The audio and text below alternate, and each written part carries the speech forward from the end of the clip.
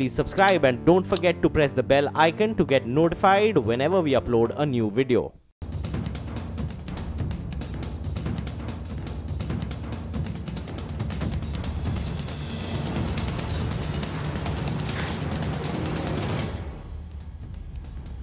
नमस्कार, मैं हूं आलोक जोशी। आप देख रहे हैं आवाज़ अड्डा। कश्मीर की मुख्यमंत्री महबूबा मुफ्ती चाहती हैं कि रमज़ान और अमरनाथ यात्रा को देखते हुए केंद्र सरकार जम्मू कश्मीर में एक तरफा युद्ध विराम का ऐलान करे। वो चाहती हैं कि मोदी सरकार पूर्व प्रधानमंत्री अटल बिहारी वाजपेयी की तरह सोचे। वाजपेयी ने सन 2000 में रमज़ान के दौरान 1 महीने का सीज़फायर किया था और बाद में उसे बढ़ाकर मई 2001 तक जारी रखा गया। वैसे उस सीज़फायर की सफलता पर विद्वानों में एक मत नहीं है और प्रधानमंत्री मोदी और अटल बिहारी वाजपेयी के तेवर भी एक जैसे नहीं हैं। इसके अलावा आर्मी चीफ बिपिन रावत ने कहा है कि एक तरफा सीज़फायर जैसा फैसला घातक साबित होगा। 2016 की जुलाई में बुरहान वानी की मौत के बाद से घाटी के हालात लगातार बिगड़ते जा रहे हैं। ऐसे में एक तरफा सीज़फायर की मांग ने कई नए सवालों को जन्म दे दिया है।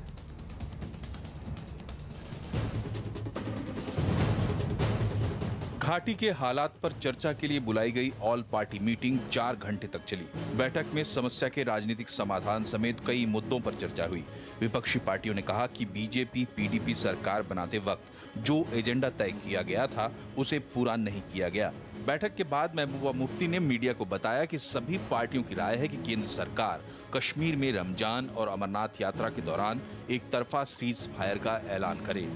गवर्नमेंट ऑफ इंडिया की तरफ से जिस तरह वाजपेयी जी ने 2000 में यहाँ यूनिलेटरल सीज फायर किया था, इस तरह से यहाँ गवर्नमेंट ऑफ इंडिया को इन लाइन्स पे सोचना चाहिए। इस वक्त जो एनकाउंटर्स हो रहे हैं, क्रैकडाउन्स हो रहे हैं, सर्च ऑपरेशंस हो रहे हैं, उसमें आम लोगों को बहुत ज़्यादा तकलीफ हो रही है। और चूंकि अब रमज़ान का महीना शुरू हो रहा है, उसके बाद यात्रा शुरू हो रही है, तो हमें कोशिश करनी चाहिए हम कुछ ऐसे स्टेप्स लें जिससे यहाँ लोगों का कॉन्फिडेंस बहाल हो और एक अच्छा माहौल बने जिसमें ईद भी अच्छी हो और यात्रा भी अच्छी तरह गुजरे।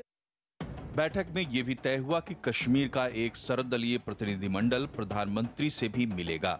सर्वदलीय बैठक में बीजेपी के प्रतिनिधि भी शामिल थे और राज्य के डिप्टी सीएम कविंद्र गुप्ता ने भी महबूबा मुफ्ती की बातों से सहमति जताई। लेकिन पार्टी की राज्य इकाई ने कहा है कि इस वक्त सीज फायर के फायदे की जगह नुकसान हो जाएगा। कश्मीर को लेकर मुखर रहे बीजेपी नेता सुब्रमण्यम स्वामी कहते हैं कि महबूबा मुफ्ती सीज फायर की मांग करके अपनी नाकामी छिपा रही हैं। भीख मांगने की उसको आदत हो गई है।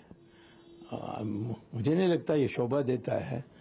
चीफ मिनिस्टर को इस प्रकार से भीख मांगनी चाहिए कि शांति होनी चाहिए। शांति क्यों? कौन हिंदू वहाँ शांति भंग कर रहा है? कौन भंग कर रहा है? मुस्लिम भी नहीं कर रहे हैं, पाकिस्तानी से प्रभावित लोग कर रहे हैं। तो उनसे भीख मांग सकते हो?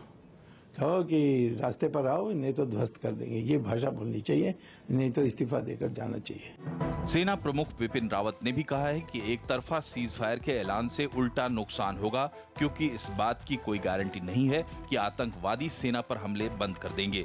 सवाल उठता है कि क्या एक तरफा सीज फायर से घाटी के हालात सामान्य बनाने में मदद मिलेगी या वाकई महबूबा मुफ्ती और कश्मीर की राजनीतिक पार्टियां सीज फायर की मांग कर अपनी नाकामी छिपा रहे हैं।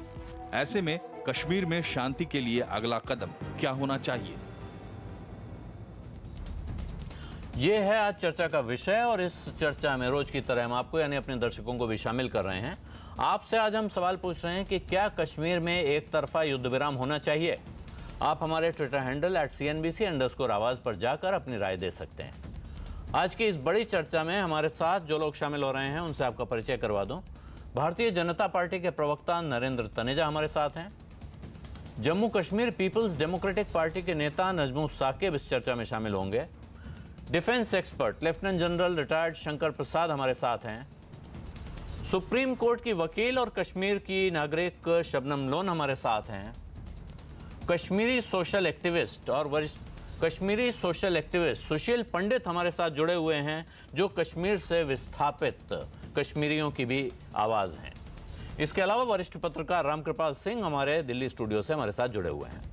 आप सबको याद दिला दूं कि शुरुआती टिप्पणी के लिए हमने 1.5 मिनट यानी 90 सेकंड का एक समय तय किया हुआ है। अपनी पहली टिप्पणी इसी समय सीमा के भीतर पूरी करेंगे तो बातचीत तरीके से आगे बढ़ेगी।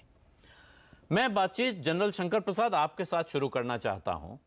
ये जो प्रस्ताव है महबूबा मुफ्ती ने रखा है, लेकिन उनकी एक सर्वदलीय बैठक हुई उसके बाद ये रखा गया है। वहाँ की पॉलिटिकल लीडरशिप शायद ये चाहती है कि एक तरह का एक संकेत दिया जाए, हाथ बढ़ाया जाए कि इस तरफ से हम रमज़ान को ध्यान में रखते हुए सीज़ फायर कर दें। कोई ऑफेंसिव एक्टिविटी नहीं होगी, डिफेंसिव एक्टिविटी होती रहेंगी, लेकिन ऑफेंसिव एक्टिविटी नहीं होगी।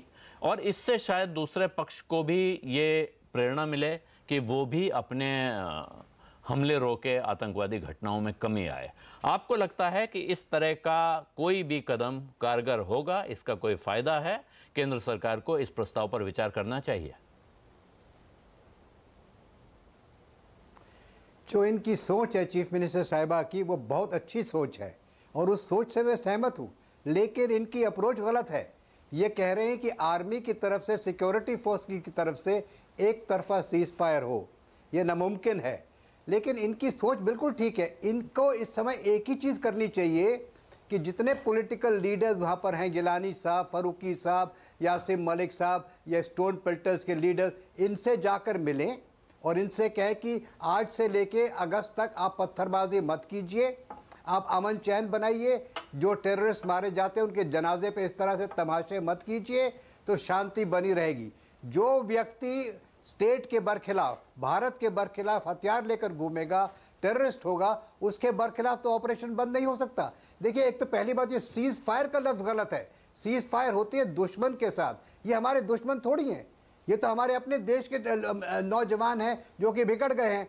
इनके साथ तो हम ये कह रही है कि टेररिस्ट ऑपरेशन को सस्पेंड कीजिए। ये कैसे हो सकता है? टेररिस्ट ऑपरेशन का सस्पेंशन कैसे हो सकती है? जबकि पूरी गर्मी के दौरान पाकिस्तान से इन्फिल्ट्रेशन जारी रहेगी, पाकिस्तान से पैसा आता रहेगा। जब तक वो बंद नहीं होगा तब तक ये बंद नहीं होगा। इनसे कहिए कि अपने एमएलए से जाकर कहें, बनिस्बत सेंट्रल गवर्नमेंट से, कि अपने अपने कॉन्स्टिट्यूशन में जाकर बच्चों को समझाएं कि भाई इस तरह से पत्थरबाजी बंद कीजिए, रमज़ान का महीना शुरू हो रहा है, आप सिक्योरिटी फोर्स के सामने धक्के मत कीजिए, आपको परेशानी होगी। ये अप्रोच बेटर है। जी, नजमू साकिब साहब पीडीपी के नेता हैं। नजमू साहब, ये बताइए, जो प्रस्ताव रखा गया है, जो इरादा है, और जैसा जनरल शंकर प्रसाद ने कहा कि इस इरादे से किसी को एतराज़ नहीं है कि वहाँ शांति हो जाए, अमन हो जाए, लेकिन जो अप्रोच है वो ठीक नहीं है। एक तो सीज़ फायर शब्द का इस्तेमाल ठीक नहीं है, ये सीज़ फायर तो दुश्मनों के बीच होता है। दूसरा, ये भरोसा कैसे होगा कि मान लीजिए आर्मी कह दे कि हम ऑपरेशन सस्पेंड कर रहे हैं, एंटी टेरर ऑपरेशन, ऑफेंसिव नहीं करेंगे, कोई अटैक होगा तो डिफेंस तो किया जाएगा, लेकिन कौन है सामने जो ये भरोसा दिला दे?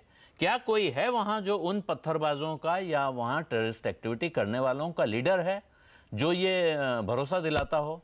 और अगर है तो आपकी पार्टी, जो उस स्टेट की एक पॉपुलर पार्टी है, जो इलेक्शन जीतकर सरकार बनाई है उसने, भले ही वो दो पार्टियों के बीच एक पार्टी को चुनकर उसका समर्थन लेके बनी हो, लेकिन आप वहाँ ज़मीन पर हैं। आप जिस तरह का जनरल शंकर प्रसाद ने कहा, ये माहौल क्यों नहीं बनाते हैं लोगों के बीच भरोसा पैदा करके कि ये एक्टिविटी अपने आप रुक जाए, उसके बाद अगर फौज कुछ करती है तो उस पर सवाल उठाया जाए? देखिए बिल्कुल आपका पॉइंट जो है बिल्कुल वैलिड है। एक ऑल पार्टी मीट होती है जहाँ पे पॉलिटिकल पार्टी जो रिप्रेजेंटेटिव्स हैं एक यूनिसन, एक यूनिटरी वॉइस में ये चीज़ डिमांड करते हैं कि कॉन्फिडेंस बिल्डिंग मेजर्स के जो हम इसकी डायरेक्शन में जाएं और एक सीज़ फायर, पहले सबसे पहले एजेंडा ऑफ अलायंस पे हम कोई प्रोग्रेस करें। तो सेकंड जो क्वेश्चन उस पर आता है कि सीज़ फायर अगर हम यूनिलैटरल कोई मेजर उठाएं, क्योंकि मानना हमारे मेन स्ट्रीम पॉलिटिकल पार्टीज़ का ये था कि जो यहाँ पे सारे नौजवान हैं, they are citizens of India. ये हो सकता है इनकी कोई डिफरेंट आइडियोलॉजी हो या कोई डाइवर्जेंट थॉट्स हो या किसी के बहकावे में हो, but ultimately we have to mainstream these young boys. तो वो उसके डायरेक्शन में एक पहल हमने उठाई है। ये इसका मकसद ये था कि जॉइंट एफर्ट्स करके state government, political parties, central government, ministry of home affairs, ministry of defence और प्राइम मिनिस्टर से के पास ये रिपोर्ट रखे, ये डिमांड करें कि एक कॉन्फिडेंस बिल्डिंग मेजर की तरफ, ताकि एक माहौल बने, एक पॉलिटिकल मेन स्ट्रीम की वाइब्रेंसी फिर से एक पैदा हो, ताकि हम लोग भी एंगेजमेंट ये कर सकें, ताकि हम लोग भी वापस अपने ये जो अपनी पॉलिटिकल एक्टिविटीज़ है उनको रीस्टार्ट करें, क्योंकि हमारा एक कंटिन्यूसली जो हम देखे जा रहे हैं कि जो हम हार्ड मेजर्स इस्तेमाल कर रहे हैं उससे जो एंटेगनाइजिंग फोर्स हमारा एक बन रहा है, जो यंगस्टर्स हमारे दूर होते जा रहे हैं मेन स्ट्रीम से, द सिटीजन्स ऑफ इंडिया जो हमारे हैं वो दूर होते जा रहे हैं, तो उनको कहीं ना कहीं हमें मुख्य धारा में लाने की ज़रूरत है और उस डायरेक्शन की ओर पे ये सबसे पहला एक कदम था। जी सुशील पंडित जी, आप कैसे रिस्पॉन्ड करेंगे इस पर? एक कश्मीरी होने के नाते जिसको लगातार ये दर्द है कि कश्मीर से एक बड़ी आबादी को दूर रहने पे मजबूर होना पड़ा है, और दूसरा ये जो सवाल है कि ये कॉन्फिडेंस बिल्डिंग मेजर अगर होना है तो ये कॉन्फिडेंस बिल्डिंग सबसे ज़्यादा क्या उन लोगों की जिम्मेदारी नहीं है जो वहाँ ज़मीन पर पॉलिटिक्स कर रहे हैं?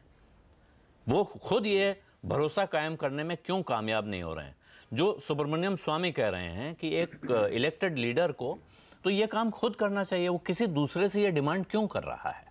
ज़मीन पर भरोसा पैदा करना, और ख़ास तौर पे इसलिए कह रहा हूँ कि ये पीडीपी मुफ्ती मोहम्मद सईद की पार्टी है जिनके दौर में पीछे पॉलिटिकल एक्टिविटी सबसे ज़्यादा बढ़ी थी। इस बात का श्रेय हमें हमेशा उनको देना चाहिए कि वो लोगों को वापस इलेक्शन की तरफ लाए थे। उनके दौर में आतंकवाद की घटनाएं बहुत कम हो गई थी। आलोक जी, मैं इस पूरे घटनाक्रम की पृष्ठभूमि से आपको अवगत कराना चाहूंगा और आपके माध्यम से आपके दर्शकों को भी।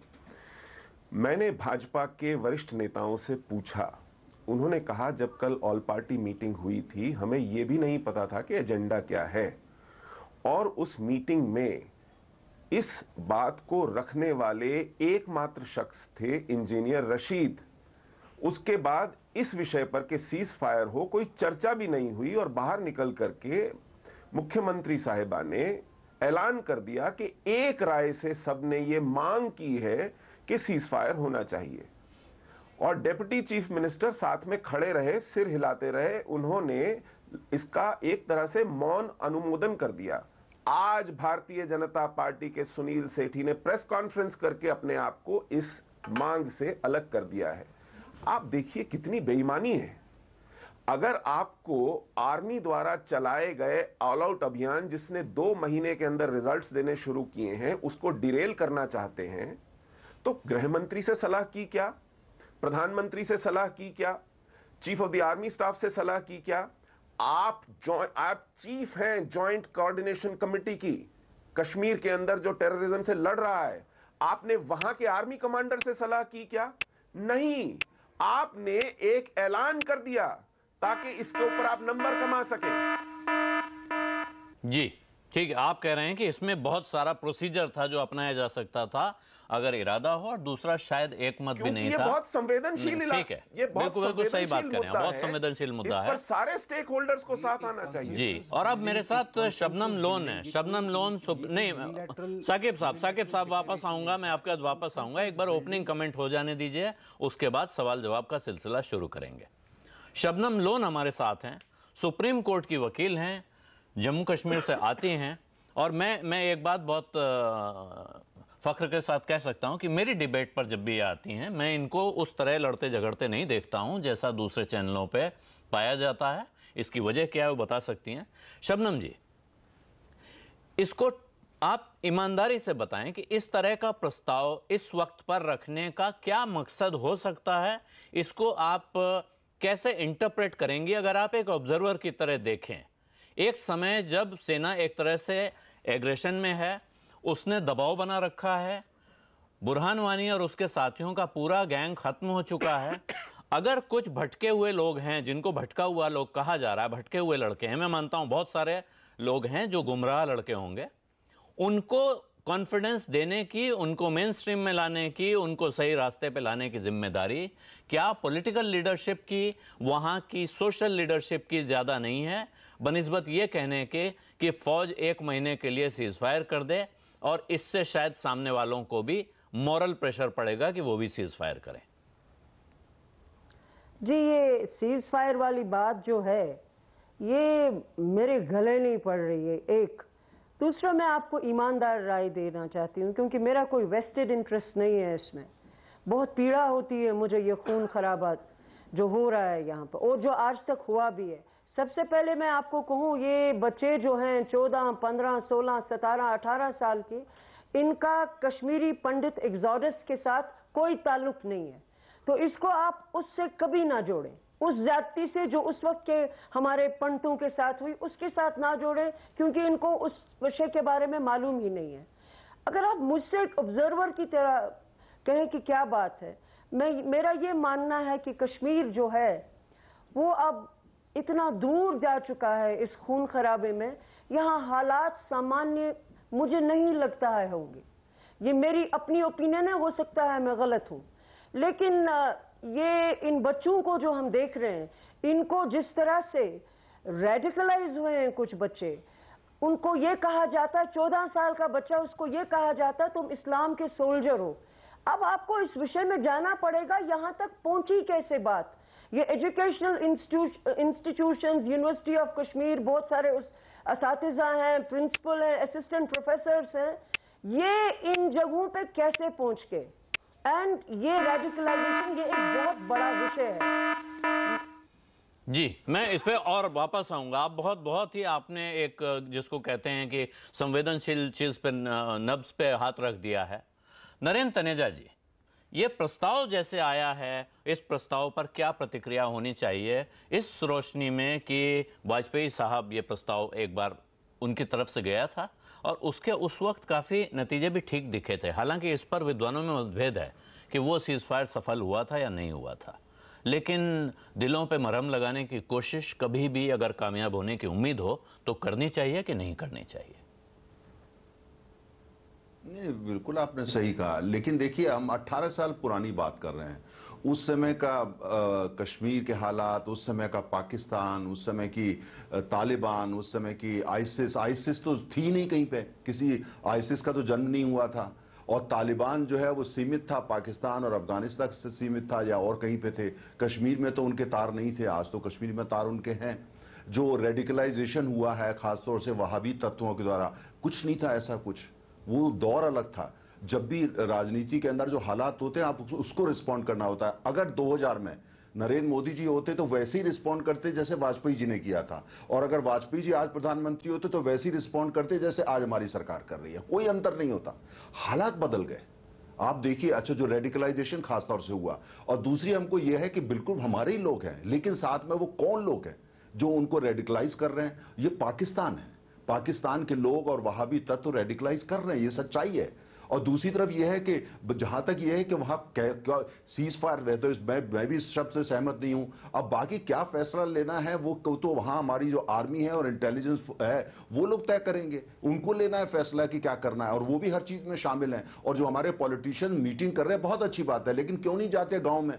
जाएं, लोगों को बताएं, वहां के युवाओं को बताएं, वहां के आम आदमी को बताएं कि ये पाकिस्तान की बात ना सुने, रेडिकलाइज लोग जो ये रेडिकलाइज जो कर रहे हैं इनकी बातें ना सुने। तो ये पॉलिटिकल प्रोसेस होगा। जहां तक सरकार की बात है, दरवाजे खुले हुए हैं बातचीत के लिए, जो संविधान में विश्वास रखते हैं, संविधान में जितने लोग विश्वास है उसके अंतर्गत 24 घंटे दरवाजे खुले हैं। लेकिन मैं इन पॉलिटिशियन से कहूंगा जिन्होंने ऑल पार्टी मीटिंग भी करी और भी, जाएं, उन लोगों को समझाएं, ये कहें ये पाकिस्तान की बातों में ना आए, ये वहाबी लोगों की बातों में ना आए, जो रेडिकलाइज उनकी बातों में ना आए। पॉलिटिकल प्रोसेस है, दरवाजे 24 घंटे खुले, हम उनके साथ हैं। जी, आपका कहना है बातचीत करने की इच्छा है, बातचीत करने का अगर इरादा है तो दरवाजे खुले हुए हैं।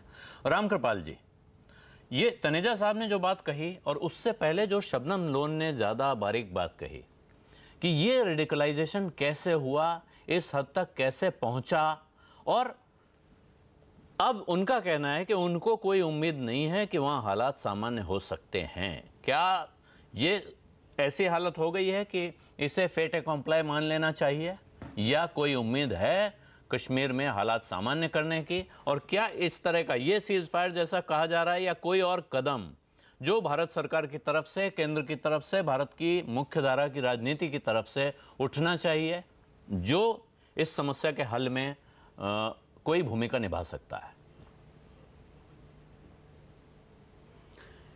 आलोक जी, पूरी दुनिया में ये बात सभी मानते हैं कि अगर कोई चीज़ है तो उसका स्थायी हल आपसी बातचीत और आपसी एक दूसरे पर परस्पर विश्वास के साथ ही हो सकता है। लेकिन जैसा शंकर जी ने, चौधरी साहब ने कहा, मुझे खुद समझ में नहीं आता कि युद्ध विराम हम क्यों कहते हैं इसको, किससे युद्ध हो रहा है। एक तो ये गलत शब्द है, मुझे लग रहा है कि बिल्कुल नहीं कहना चाहिए। आप ये कह सकते हैं कि जो हिंसा का माहौल इसमें कश्मीर में है, रमज़ान आ रही है, अमरनाथ यात्रा है, उसको थोड़ा सा शांत किया जाना चाहिए। सरकार की तरफ से जो भी काम हो सकता है तैयार। लेकिन अभी ये मुफ्ती साहब की सरकार के जो प्रतिनिधि हैं उनका बयान में सुन रहा था। आप ये बताइए कि 7 साल के बच्चे को पत्थर मारा जा रहा है और एक टूरिस्ट को, एक निर्दोष टूरिस्ट नौजवान को की हत्या की गई है। इसके बाद आप कह रहे हैं कि एनकाउंटर बंद हो जाना चाहिए। और उन्होंने साथ ये भी कहा कि हो सकता है हमारे यहाँ के कुछ नौजवान कुछ लोगों के चलते हों। आपको ये भी नहीं पता है कि आपके यहाँ ये कौन लोग हैं और किन लोगों के प्रभाव से कर रहे हैं, और आज उनके प्रवक्ता बन के आप चाह रहे हैं कि वो आपके अपील पर सब कुछ छोड़ देंगे। और या सिर्फ आर्मी से आप चाहते हैं कि आर्मी बिल्कुल चली जाए बैरक में और पत्थर मारते रहें, वो खाते रहें। क्या आप लोग राजनीति कर रहे हैं सिर्फ कुर्सी पर बैठने के लिए? आप पूरे कश्मीर को, शबनम लोन जी ने अभी एक चैनल पर बहुत अच्छी बात कही थी कि कश्मीर में 2 परिवारों ने, ये जो आज आप शबनम लोन जी ने पूछा है कि कैसे यहाँ पर पहुँच गए प्रोफेसर, कैसे वहाँ पे इस्लाम का, अब तो कश्मीर की आज़ादी का सवाल ही वहाँ नहीं उठ रहा है। अब तो बात दूसरी हो रही है वहाँ पे कि ये पूरा इस्लाम का वो करेंगे, सारी चीज़ें करेंगे। बात उसकी नहीं है। वाजपेयी जी ने जब बात कही थी बिल्कुल सही है, तब माहौल दूसरा था, तब सारी चीज़ें दूसरी थी। शबनम लोन जी ने बिल्कुल सही कहा और मैं बीजेपी पर भी उंगली उठाऊंगा। सिर्फ सत्ता के चक्कर में आप लोग जिस तरह के गलत मैसेज दे रहे हैं, अतीत में इन्हीं सब मैसेज देने का कारण ये रहा है कि आज कश्मीर के हालात ये हुए हैं। और जी कुर्सी किस कीमत पर? आप जी, मैं आता हूँ रामकृपाल जी, फिर लौटूंगा आपके पास। काफी समय हो गया। मैं एक बार वापस शबनम लोन के पास जाना चाहता हूँ। शबनम लोन, आप अपनी बात पूरी नहीं कर पाई थी। रेडिकलाइजेशन क्यों, कैसे हुआ, और कश्मीर में जो हालात आज हैं इसके लिए जिम्मेदार कौन है? क्या जो पॉलिटिकल पार्टीज अपने को कश्मीर का रिप्रेजेंटेटिव बता रही हैं वो दरअसल कश्मीर की जमीन पर मौजूद हैं? यहां तो बताया जा रहा है कि पीडीपी समेत किसी भी पॉलिटिकल पार्टी की हैसियत नहीं है कि कश्मीर घाटी के गांवों में जाएं और जनता से बात करें। जी, मैं आपसे कहूं कि मेरे वालिद, आपको पता है, कुपवारा से ताल्लुक था और वो माना जाता है स्विस चैनल ऑफ मिलिटेंसी। वहां से एक बहुत बुजुर्ग आए थे परसों मेरे पास, तो मैंने उनसे यही सवाल किया। तो उन्होंने कहा कि दिल कहाँ टूटे हुए हैं, बच्चे कहाँ मारे जा रहे हैं। ये भी उन्होंने कहा जो हमारे कमांडिंग ऑफिसर हैं आर्मी के उस इलाके में, बखुदा उन्होंने मुझसे कहा वो बहुत अच्छे हैं, वो हमें जुल्म नहीं करते हैं, लेकिन हमारे पास हम हेल्पलेस हुए। मैंने कहा क्या बात है? कहा जी ये जो है ये पॉलिटिकल पार्टीज, चाहे नेशनल कॉन्फ्रेंस हो चाहे पीडीपी वाले हो, हमारे पास आते हैं तो हमें ये कहते हैं वोट दे दो, आर्मी को मारना है मारो, जिसको ये जिस पे हमला करना है करो। So the strategy is like this, create these radical militants, create them and let the Indian army kill them so that हमारा जो ये इन पॉलिटिकल पार्टीज का जो ये धंधा चला आया हुआ है 70 इयर्स से, ये चलता रहे। एक दूसरा, मैं आप सब लोगों से आप ही सही है शबनम जी, यहाँ पे बाकी जितनी पॉलिटिकल पार्टीज है वो सारी झूठ बोल रहे हैं। FIR number 100, FIR number 100, please आप डिस्टर्ब ना कीजिए। FIR नंबर 100 सुनिए, FIR नंबर 100, उनकी बात होने दीजिए। नजमुल साहब, मैं आपके पास आऊंगा, मैं आपके पास आ रहा हूं इसके बाद। और आप उनको सब नेग्लेक्ट कर, मैं आपके पास आ रहा हूं कि बात पूरी हो जाने दीजिए एक बार। की वजह से this is a joke of the century. Shabnam ji, अगर आपको आंसर कर रहे हैं आप आंसर करें। Why you digressing from the same political issue? एक 10 साल के बच्चे को रेडिकलाइजेशन क्या है, उसको तो अपना नाम नहीं पता है, उसको इस्लाम के बारे में क्या पता है? अच्छा, तो साकिब साहब ये बताइए जो सवाल आप शबनम लोन से पूछ रहे हैं, जो सवाल आप शबनम लोन से पूछ रहे हैं, उस सवाल का जवाब क्या आपको नहीं देना है?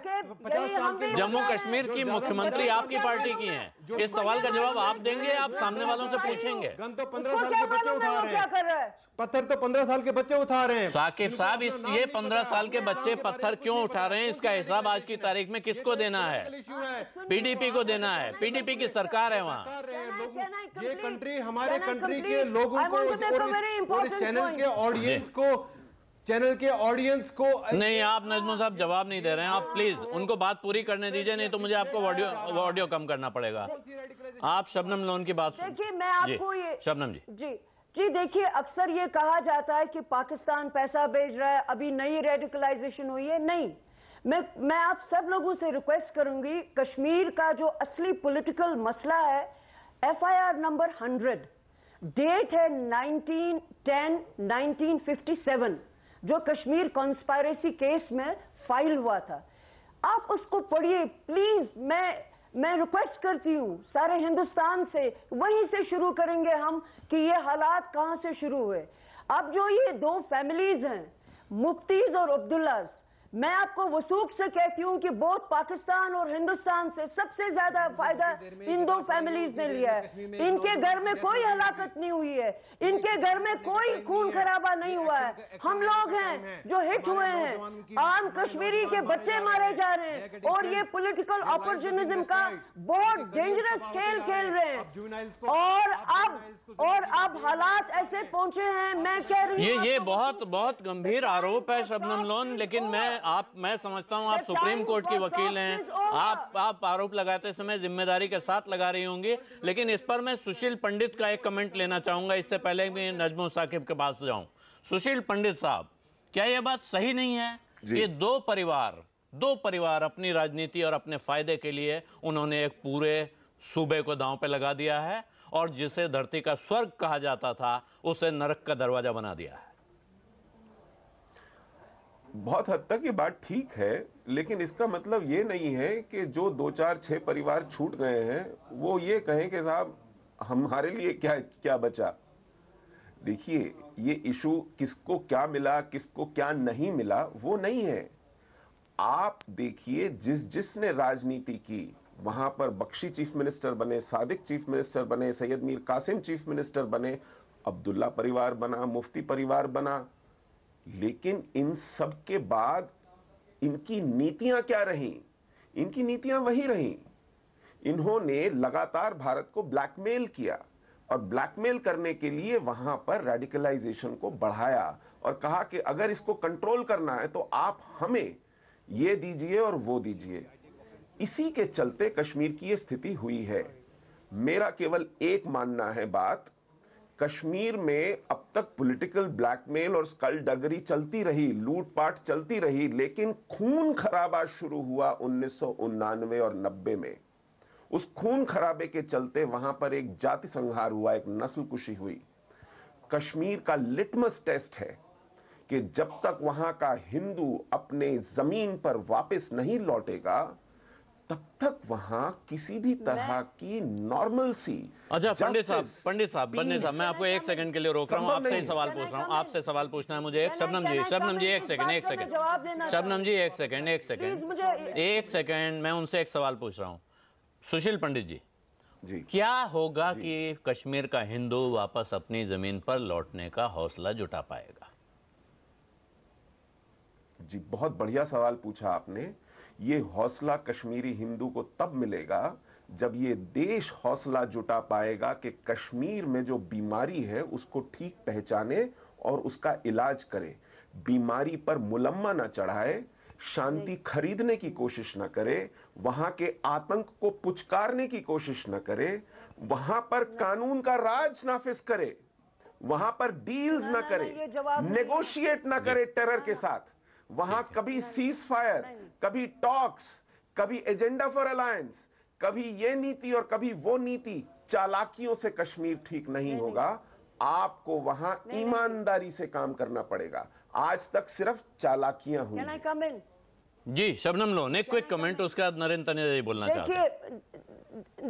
देखिए मैं आपको एक बहुत इंपॉर्टेंट बात कहना चाहूंगी।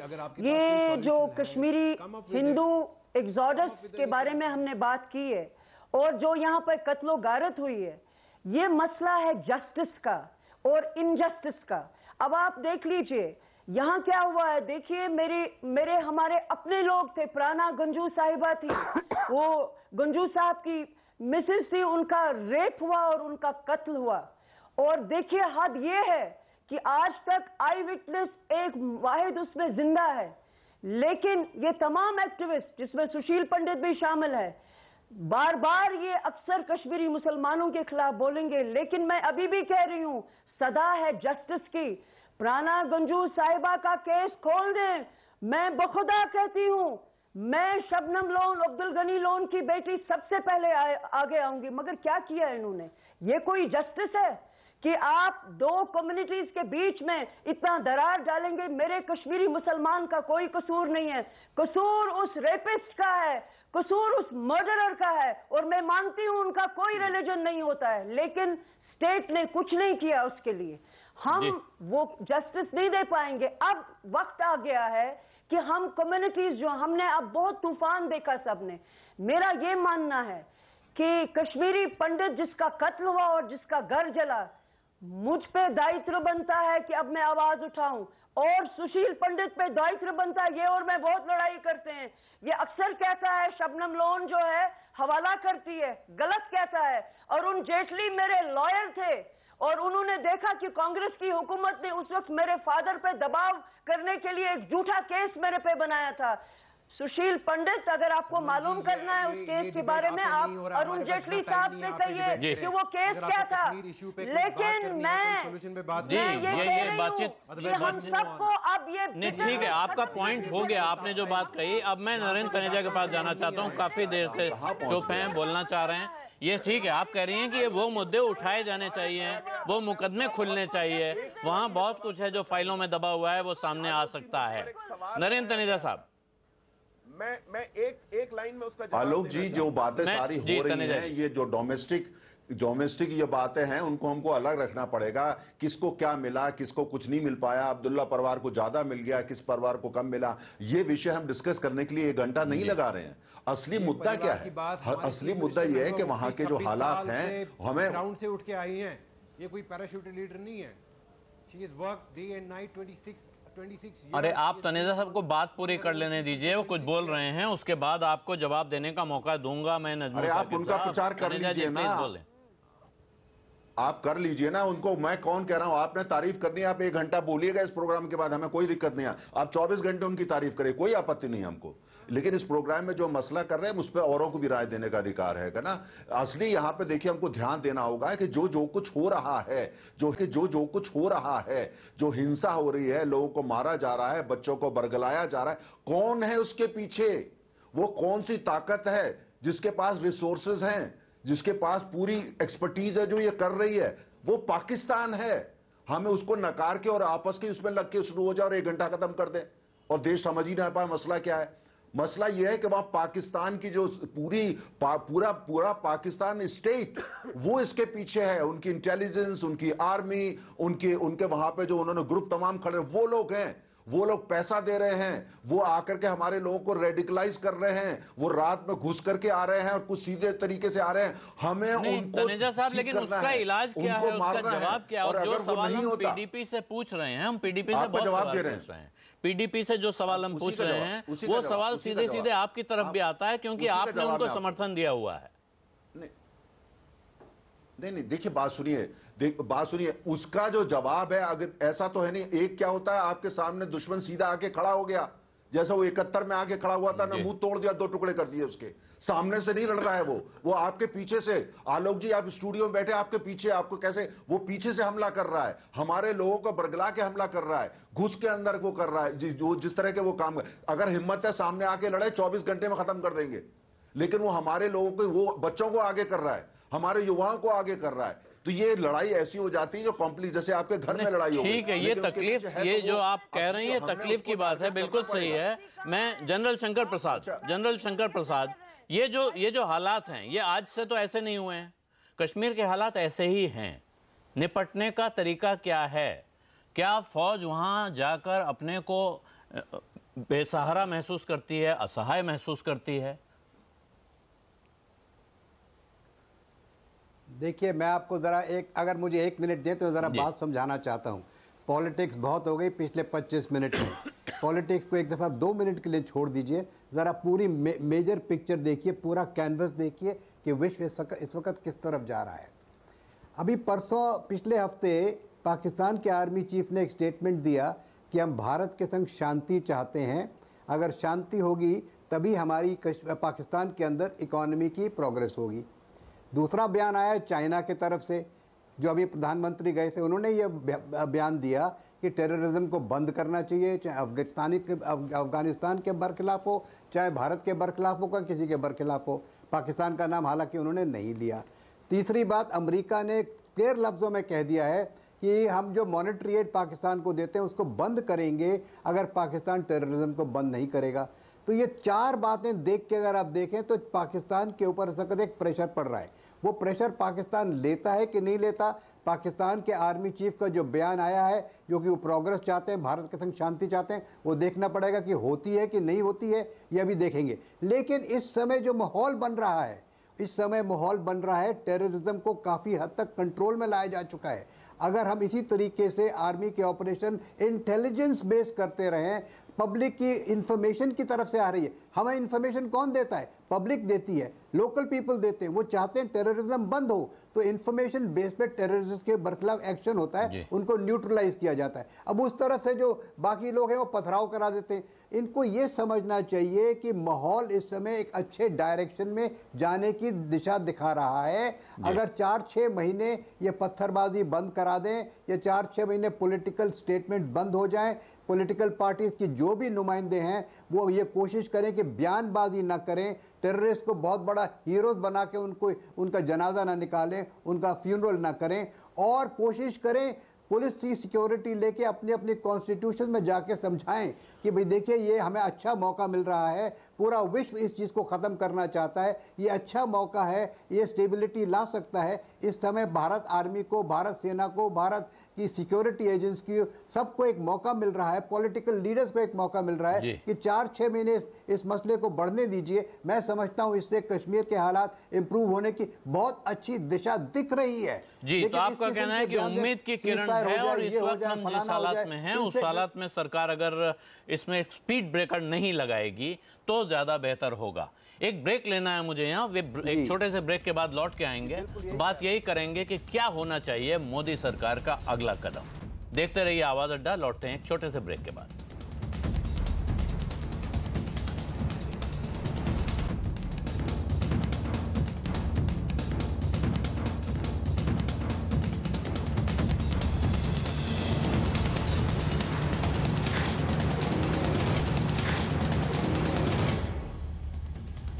आवाज अड्डा पर आपका एक बार फिर स्वागत है। आज हमने आपसे सवाल पूछा कि क्या कश्मीर में एक तरफा युद्ध विराम होना चाहिए या सेना को अपनी कार्रवाई कुछ समय के लिए रोकनी चाहिए। आप हमारे ट्विटर हैंडल @CNBC_आवाज पर जाकर अपनी राय दे सकते हैं। अभी कुछ वक्त बाकी है, कार्यक्रम खत्म होने पर हम बताएंगे कि दर्शकों की राय क्या है। बात को आगे बढ़ाते हैं। रामकृपाल जी, मोदी सरकार को इस वक्त क्या करना चाहिए? अभी जनरल शंकर प्रसाद ने कहा कि जो एक्टिविटी जैसे चल रही है वो अच्छी तरफ जा रही है, उसमें एक स्पीड ब्रेकर नहीं लगना चाहिए। लेकिन जब हम भारत की राष्ट्रीय पार्टियों की बात करें तो कांग्रेस और बीजेपी दोनों पीडीपी के साथ सरकार बनाने के लिए लालायित थे। दोनों में से कोई पीछे नहीं था। पीडीपी को चुनना था कि वो किसके साथ जाए। एक एजेंडा ऑफ अलायंस साइन हुआ है, जिस तरह कहीं कॉमन मिनिमम प्रोग्राम, कहीं पहले से तय मैनिफेस्टो, ये जो अलायंस के समझौते होते हैं उस तरह का एक एग्रीमेंट है। उसमें बहुत सारी रियायतें दी गई हैं, उसमें कुछ मानी गई हैं, कुछ नहीं मानी गई हैं। जो सवाल हम पीडीपी पर उठा रहे हैं, क्या वो सवाल भारत की राष्ट्रीय पार्टियों पर भी साथ में उठते हैं? आलोक जी, अभी आपने एक बात कही कि जो डिमांड उठी है उसके हिसाब से विराम हो जाना चाहिए, फायरिंग रुक जानी। मेरा एक बेसिक सवाल ये है कि क्या कश्मीर में गिना सकते हैं कि आर्मी ने कब बिना कारण के कहां जाकर के कब हमला किया है? सीधी बात है कि या तो आप ये माने कि आर्मी अनावश्यक रूप से जाके गोली चला रही है। अगर ऐसा नहीं है तो एक्ट करने वाले रुक जाएं तो रिएक्ट करने वाले अपने आप ही रुक जाएंगे। अभी देखिए, जो आप बेसिक सवाल कर रहे थे, बीजेपी और मुफ्ती महबूबा मुफ्ती की पीडीपी की सरकार है। अभी पीडीपी के प्रवक्ता कह रहे थे कि हो सकता है वे लोग गड़बड़ा गए हों। यानी पीडीपी को नहीं पता है कि जमीनी सच्चाई क्या है, वे कौन लोग हैं जो पत्थर फेंक रहे हैं, वे कौन आतंकवादी हैं, कहाँ से आ रहे हैं, उनको नहीं पता है। तनेजा साहब जिस तरह बोल रहे हैं लगता है उनको भी नहीं पता है। तो सवाल इस बात का है कि आप वहाँ पर हैं, आप जनप्रतिनिधि होने का दावा करते हैं, और अगर आपको ही नहीं पता है कि कश्मीर में ये हालात क्यों हैं, और अगर आपको ये भरोसा नहीं है, क्योंकि अपील करने वाला कम से कम एक पक्ष से हामी भराए। जब आप युद्ध की बात करते हैं तो इसका मतलब यह है कॉन्फ्रेंस और कांग्रेस ने नहीं मैं प्लीज मेरी बात सुन लीजिए। आपको ये गारंटी है, चलिए सरकार, मैं आर्मी सुन लीजिए, आर्मी अगर आज कह देती है कि ठीक है, आप ये गारंटी करते हैं कि बाकी आज हमारे आप बाकी आतंकवादियों के प्रतिनिधि हैं भैया, आप लोकल मिलिटेंसी आप नजमुल साकिब साहब सवाल का जवाब दीजिए, या तो फिर इस सवाल का जवाब दीजिए। देखिए, आप एक मोनोलॉग करने लगते हैं, आप सवाल का जवाब नहीं दे रहे हैं। आपसे एक सवाल पूछ रहे हैं, आप उस प्रदेश की जनता को रिप्रेजेंट कर रहे हैं, तो आपको क्यों जमीन के हालात पता नहीं है? आप कह रहे हैं कि हो सकता है कुछ लोगों ने उन्हें गुमराह किया हो। आपके पास डेफिनेटिव पिक्चर होनी चाहिए कि उन लोगों को किन लोगों ने गुमराह किया है। उन गुमराह करने वालों को पकड़ने के लिए, रोकने के लिए आप क्या कर रहे हैं? और अगर आप कह रहे हैं कि सेना को अपनी कार्रवाई रोकनी चाहिए, तो क्या साथ में आप इस बात की गारंटी लेते हैं कि सामने से कोई कार्रवाई नहीं होगी, आतंकवादी घटनाएं रुकेंगी, पत्थरबाजी रुकेगी? हमने जो ये हॉल्ट इन ऑपरेशंस की बात की, ये हमने कोई एंडलेस ऑपरेशंस की बात नहीं की है। This was for a specific month, क्योंकि लास्ट ईयर हमने देखा कि स्पेसिफिक पाकिस्तान की तरफ से ऐसी प्रोवोकेशंस हुई, जैसे अमरनाथ यात्रा अटैक पे था, जो कंट्री को डिवाइड करने की तरफ ले जा रही थी। एक communal tension, communal polarisation, country को, देश को डिवाइड करने की कोशिश की जा रही थी। तो वैसे ही इनिशिएटिव्स हमने जो स्टोन पेल्टर्स थे, ये कोई हार्ड बैटन, ये छोटे से जुवेनाइल से जिन्होंने फर्स्ट टाइम क्रिमिनल किया था, जिन्होंने फर्स्ट टाइम एक्ट किया था, उनको जेलों में रखना, जो बैटन हार्डन मिलिटेंट्स है उनके साथ रखना, ये तो नाइंसाफी होगी। इनके जहन तो मिलिटेंट्स बन जाएंगे at the end of the day. आप लोग इंसाफ कर चुके हैं ना, एक बार आप बहुत सारे स्टोन पेल्टर्स को आम माफी दे चुके हैं। ऑल आउट हम इसके बाद आप और क्या चाहते हैं? एक आम माफी आप दे चुके हैं। कितने स्टोन पेल्टर्स को आपने छोड़ा इस ये कहकर कि ये गुमराह नौजवान है? और मैं मान लेता हूं, बिल्कुल आपने सही नियत से छोड़ा। ऐसा पाया गया कि जिसने सेकंड टाइम फिर से स्टोन पेल्टिंग एक्ट में, he will be put behind bars. तो इस वक्त आप क्या चाहते हैं? मैं यही तो जानना चाह रहा हूं। इस वक्त आप आर्मी से क्या चाहते हैं? क्या आपका कहना है, क्या आपका कहना है कि भारतीय फौज, क्या आपका कहना है कि भारतीय फौज बेगुनाहों पर बिना जरूरत के गोली चलाती है? गलती के बेसिस पे उसका हम करियर तबाह करेंगे, उसकी हम लाइफ तबाह करेंगे, उसको सोसाइटी में रिहेबिलिटेट, रीइंटीग्रेट का कोई चांस नहीं रखेंगे, तो वो जाएगा कहां? वो जाएगा ये आपका आर्गुमेंट मान लिया गया है। मैं इस आर्गुमेंट से बिल्कुल मान रहा हूं कि बच्चों को, गुमराह बच्चों को ऐसे क्रिमिनलाइज नहीं करना चाहिए। मैं सवाल पूछ रहा हूं, उसका जवाब दीजिए। मैं आपसे सरकार एक नया सवाल पूछ रहा हूं, उसका जवाब दीजिए। आपकी सरकार है, मैंने आपकी बात सुन ली। मैं एक दूसरा सवाल पूछ रहा हूं। मैं पूछ रहा हूं, क्या आप कह रहे हैं कि भारतीय सेना, भारत की फौज कश्मीर में बिना वजह गोली चलाती है, बेगुनाह लोगों को मारती है, जिसको आप रोकने की मांग कर रहे हैं? देखिए, लेफ्टिनेंट या आप कह रहे हैं कि वहां जो एक्शन के रिएक्शन में आर्मी एक्ट करती है उसे भी रोका जाए? At the end of the day Kashmiri मर रहे हैं, बॉर्डर से वहां से एस्केलेशन हो, कश्मीरी मर रहा है। हर side of the Jammu and Kashmir वाला पुलिस वाला कोई मरे वो कश्मीरी है, आर्मी में मरे वो कश्मीरी है, इस साइड सिविलियंस की किलिंग हो वो कश्मीरी है। हम सफर कर रहे हैं। हमारा मानना यह है कि इस डांस, मैं यही सवाल पूछ रहा हूं नजमुल साकिब साहब, आप पॉलिटिकल लीडर हैं, आप एक पार्टी चला रहे हैं, आपकी पार्टी को कश्मीर की जनता ने मैंडेट दिया है सरकार चलाने का। ये जिम्मेदारी किसकी है कि वहां ये सब ना हो? समाज के बीच से ऐसे लोग ना खड़े हो पाए जिनको रोकने के लिए सेना को और पुलिस को गोली चलानी पड़े। और इसी के लिए हमें एक कंसर्टेड एफर्ट की जरूरत है। और अगर हम जिन मेन स्ट्रीम पार्टी ने कंट्री का यहां पे फ्लैग जिंदा रखा है, अगर उनकी एक जॉइंट वॉइस में एक, अब जो गवर्नमेंट ऑफ इंडिया से वो अपील कर रहे हैं, उसका जवाब दीजिए ना। अगर गवर्नमेंट ऑफ इंडिया ये कर देती है तो उसके बदले में क्या गारंटी है? ताकि एक हमें तो इस बात का डर लग रहा है, और ये हर आदमी को लग रहा है जो कश्मीर को नजर से देख रहा है। हर आदमी को ये चिंता हो रही है कि इससे हालात सुधरने के बजाय और बिगड़ेंगे, क्योंकि इस वक्त फौज एक एडवांटेजियस पोजीशन में है, anti terror operation advantageous position में है, दुनिया भर में टेररिस्ट पर दबाव बन रहा है। इस वक्त एडवांटेजेस पोजीशन, अगर हम 10 मिलिटेंट्स को मार रहे हैं, 20 लड़के मिलिटेंसी ज्वाइन कर रहे हैं, तो दुनिया की कोई फौज इसको, मुझे नहीं समझता है कि ये, मुझे नहीं लगता इंडियन, जैसे बिपिन रावत जी ने कहा कि मारना उनके, वो खुश नहीं होते हैं मारने में, और उन्होंने जैसे आपने जैसे आर्टिकल में आज पढ़ा कि उन्होंने कहा I am not ours to ceasefire. जी जनरल शंकर प्रसाद, अब मेरे पास समय कम है, मैं आपकी बात समझ गया। जनरल शंकर प्रसाद, एक छोटा कमेंट सर, जैसे हम जनरल शंकर प्रसाद जी एक पहलू और देख लीजिए इसका, एक पहलू और देख लीजिए इसका जी। कोई व्यक्ति जो पैनल में बैठे हैं या बाहर हैं, ये गारंटी दे सकता है कि अगर सीज फायर होता है तो पाकिस्तान भी सीज फायर करेगा क्या? पाकिस्तान तो पूरा आतंकवाद फैला रहा है, पाकिस्तान तो ट्रांस बॉर्डर इन्फिल्ट्रेशन कर रहा है। क्या कोई ये वादा कर सकता है कि पाकिस्तान ये बंद करेगा? At least we will have proved our point. नहीं, हम पॉइंट प्रूव करेंगे और पीछे हम हार जाएंगे, ये तो अच्छी बात नहीं है। सुशील पंडित, मेरे पास समय कम है, अब मैं छोटे छोटे कमेंट लूंगा। सुशील पंडित प्लीज, सुशील पंडित की आवाज सुनवाइए। सुशील पंडित जी जी बोलिए आलोक जी, आपका एक कमेंट चाहिए कोई, मैं आपको जी कंक्लूजन। जी हाँ, ये अपना तर्क देते हैं कि 10 मरते हैं और 20 नए पैदा होते हैं, और ये मक्कारी कर रहे हैं। ये 20 खुद पैदा करते हैं, उन 10 के जनाजे निकलवाते हैं, वहां लोगों से नारे लगवाते हैं कैसे बनोगे बुरहान जैसे, कैसी आजादी बुरहान वाली, ये उनको हीरो बनाते हैं। और उसमें से 15-15, 16-16 साल के लड़कों को कहते हैं कि अब आप दीन की खिदमत में कुर्बानियां पेश कीजिए, और आपके पास आके कहते हैं कि साहब 20 नए आतंकवादी पैदा हो गए, ऐसे तो निपटेगा नहीं मामला।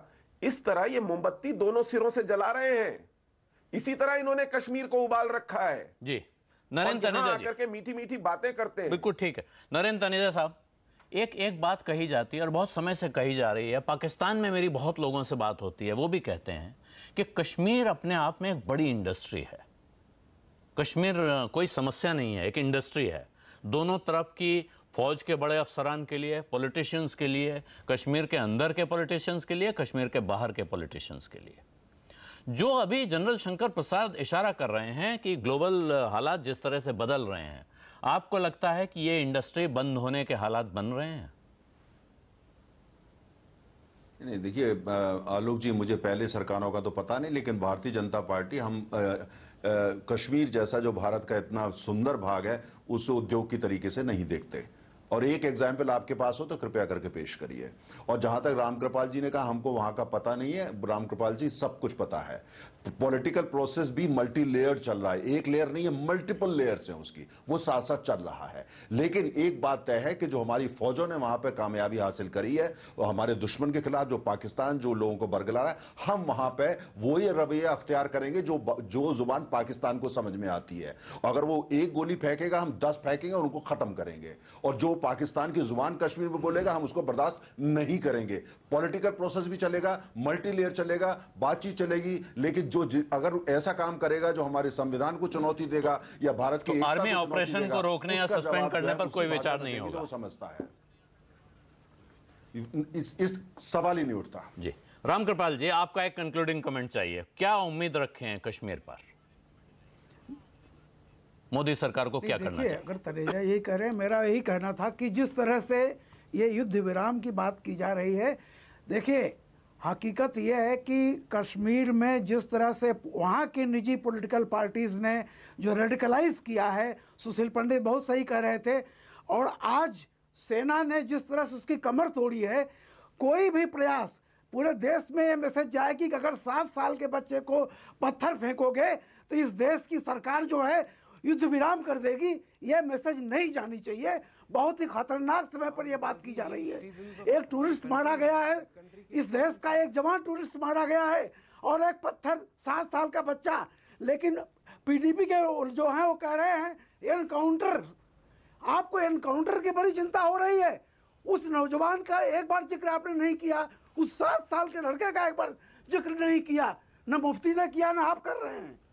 क्या बात आप लोग कर रहे हैं? आपको एनकाउंटर में जो आतंकवादी मारा जाता है उसके लिए बड़ी चिंता आपको हो रही है, इसके लिए सीज फायर चाहिए, बिल्कुल नहीं होना चाहिए।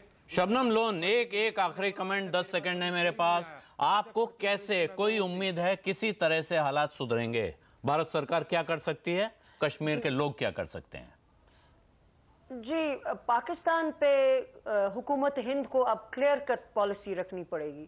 आप दोनों चीज नहीं कर सकते हैं। एक तरफ से आप अगर रोज कहेंगे कि आप यहाँ आतंकवादी भेजते हैं, पैसा भेजते हैं, और दूसरी तरफ से आप मोस्ट फेवर्ड नेशन के साथ रोज रोज आप डिप्लोमेटिक उनके रिलेशनशिप्स भी हैं, आप मैचेस भी खेलते हैं, आपके नॉर्मल हालात हैं, तो आप कंफ्यूजिंग सिग्नल सेंड कर रहे हैं। 1 सेकंड, आपको डोमेस्टिक लेवल पे जहां कश्मीर है, आपको डोमेस्टिक लेवल पे अब अल्टीमेटली एक ट्रूथ एंड रेकंसिलेशन कमीशन बहरहाल नियुक्त करना पड़ेगा। ये इंसाफ की बात है। यहाँ पे हजारों लोग हैं। अब मेरे पास एक वक्त बिल्कुल खत्म हो गया, मुझे यहाँ पे आपको रोकना पड़ेगा, प्रोग्राम बंद करना है। मैं यहाँ वो राय दिखा दूं जो हमने आप लोगों से सवाल पूछा कि क्या कश्मीर में एक तरफा युद्ध विराम होना चाहिए। 78% लोगों का कहना है कि नहीं, 22% लोग मानते हैं कि हाँ होना चाहिए। कश्मीर पर एक बहुत अच्छी किताब आई है, कश्मीर नामा, अशोक पांडे ने लिखी है। जो लोग कश्मीर के बारे में कुछ भी जानना चाहते हैं, वो एक बहुत बड़ा संदर्भ ग्रंथ जैसा है। उस किताब की शुरुआत, उसकी भूमिका की शुरुआत होती है मिरियम वॉडिंगटन की एक कविता से। कैनेडियन उस कविता का नाम है, लेकिन कश्मीर पर वो बिल्कुल अच्छी तरह से बैठती है। हम दिखते हैं भूगोल की तरह, बस खुरचो हमें और बहने लगता है इतिहास। हम असली हैं या फिर किसी ने आविष्कार किया है हमारा। आवाज अड्डा में आज इतना ही। आप सभी मेहमानों का बहुत बहुत धन्यवाद। नमस्कार।